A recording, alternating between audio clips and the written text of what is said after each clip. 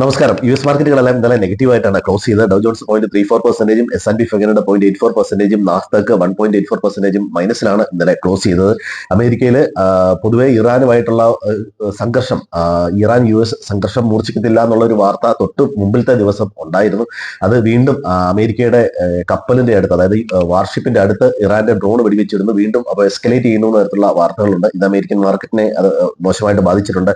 മറ്റൊന്ന് AI സ്റ്റോക്കുകളിൽ അതുപോലെ IT സ്റ്റോക്കുകളിൽ ഒരു പ്രോഫിറ്റ് ബുക്കിംഗ്, ഒരു സെൽ ഓഫ് ഉണ്ട്. ഇതാണ് നാസ്ഡാക്കിനെ ഒരു 1.5% മുകളിൽ നെഗറ്റീവ് ആക്കിയത്. മറ്റൊന്ന് റയർ എർത്ത് മെറ്റൽസിന് വേണ്ടിയിട്ട് ഒരു പ്രോജക്ട് വാൾട്ട് എന്ന് പറഞ്ഞ് ഒരു പ്രോജക്ട് ട്രംപ് പ്രഖ്യാപിച്ചിട്ടുണ്ട്. ഇതേ തുടർന്ന് റയർ എർത്തുമായിട്ട് ബന്ധപ്പെട്ട റയർ എർത്ത് മിനറൽസുമായിട്ട് ബന്ധപ്പെട്ട കമ്പനികളെല്ലാം നല്ല രീതിയിലാണ് ഇന്നലെ അമേരിക്കയിൽ ക്ലോസ് ചെയ്തത്. അതുപോലെ തന്നെ ഇനി ഇന്ത്യൻ മാർക്കറ്റ് നോക്കുകയാണെങ്കിൽ എല്ലാവർക്കും അറിയാവുന്ന പോലെ ഇന്ത്യ US ട്രേഡ് ഡീലിനെ സംബന്ധിച്ചിടത്തോളം ഒരു സാധ്യത തെളിയുന്നു. പ്രഖ്യാപനങ്ങൾ മാത്രമേ ആയിട്ടുള്ളൂ. രണ്ട് രാജ്യങ്ങളും ഇത്തരത്തിലുള്ള, അതായത് താരിഫ് കുറയ്ക്കുന്നതിനെ പറ്റിയുള്ള സാധ്യത അത് സ്ഥിരീകരിച്ചിട്ടുണ്ട്. അത് മാത്രമാണ് മാർക്കറ്റിനെ പോസിറ്റീവ് ആയത്. ഇതുവരെയായിട്ട് ഒരു ഡീലിന് സൈൻ ചെയ്തിട്ടില്ല. പീയൂഷ് ഗോയലും ഇത് വളരെ പോസിറ്റീവായിട്ട് ഇന്ത്യക്ക് ഫേവറബിൾ ആയിട്ടുള്ള രീതിയിലാണ് പറയുന്നത്.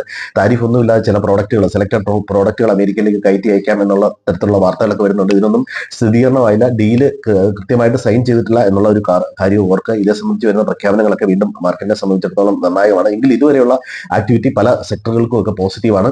ടെക്സ്റ്റൈൽസ് ഉൾപ്പെടെയുള്ള എക്സ്പോർട്ട് ഓറിയന്റഡ് ആയിട്ടുള്ള പല പ്രോഡക്റ്റുകൾക്കും ഇത് പോസിറ്റീവാണ്. ഇത് കൂടാതെ തന്നെ ബംഗ്ലാദേശുമായിട്ടുള്ള ട്രേഡ് ഡീല് അത് ഏതാണ്ട് ഫെബ്രുവരി 9 അത് തീരുമാനമാകുമെന്ന് അറിയുന്നു. ഇത്തരത്തിലുള്ള വാർത്തകളും മാർക്കറ്റിലുണ്ട്. ഇതേ തുടർന്ന് ഇന്ത്യൻ മാർക്കറ്റുകളിലെ മിക്ക സെക്ടറുകളും ഇന്നലെ പോസിറ്റീവാണ്.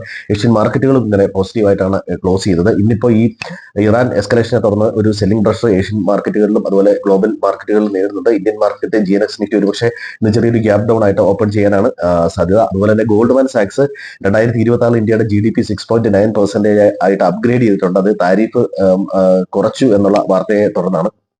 അതുപോലെ തന്നെ ഓട്ടോ സെയിൽസ് വരുന്നത് ബജാജ് ഓട്ടോ 22% ഇൻക്രീസ് ആയിട്ടുണ്ട് അവരുടെ സെയിൽസ്. അത്തരത്തിലുള്ള വാർത്തകളും വരുന്നുണ്ട്.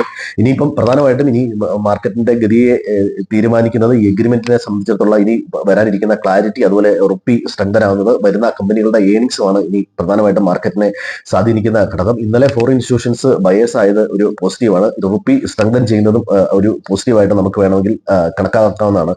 ഇനി മറ്റൊന്ന്, ഇന്ന് വരാനിരിക്കുന്ന പ്രധാനപ്പെട്ട ഡേറ്റ പ്രധാനമായിട്ട് സർവീസ് PMI ഡേറ്റയാണ്. ജപ്പാൻ, ഇന്ത്യ, യൂറോപ്പ്, US എന്നീ രാജ്യങ്ങളുടെ എല്ലാം സർവീസ് PMI ഡേറ്റ വരുന്നുണ്ട്. ഇന്ത്യൻ മാർക്കറ്റ് ഏതാണ്ട് 10 മണിയോടുകൂടിയാണ് വരുന്നത്. അതുപോലെ യൂറോപ്യൻ യൂണിയന്റെ ഇൻഫ്ലേഷൻ, US ADP പേറോൾ, അതുപോലെ US ജോബ് ഓപ്പണിംഗിനെ സംബന്ധിച്ചുള്ള ഡേറ്റകളും ഇന്ന് വരുന്നുണ്ട്. ഇപ്പൊ സ്റ്റോക്ക് സ്പെസിഫിക് ആയിട്ട് നിങ്ങൾ നല്ല റിസൾട്ട് പ്രഖ്യാപിക്കുന്ന കമ്പനികൾ നോക്കി വെക്കുക, അത്തരം കമ്പനികൾ സെലക്ട് ചെയ്യുക. ഇനി ട്രേഡ് ഡീലിനെ സംബന്ധിച്ചുള്ള കൂടുതൽ വാർത്തകളും മാർക്കറ്റിന്റെ മുന്നോട്ടുള്ള ഗതി നിർണ്ണയിക്കും. അപ്പൊ എല്ലാവർക്കും നല്ലൊരു ട്രേഡിംഗ് ദിനം ആശംസിക്കുന്നു. Thank you.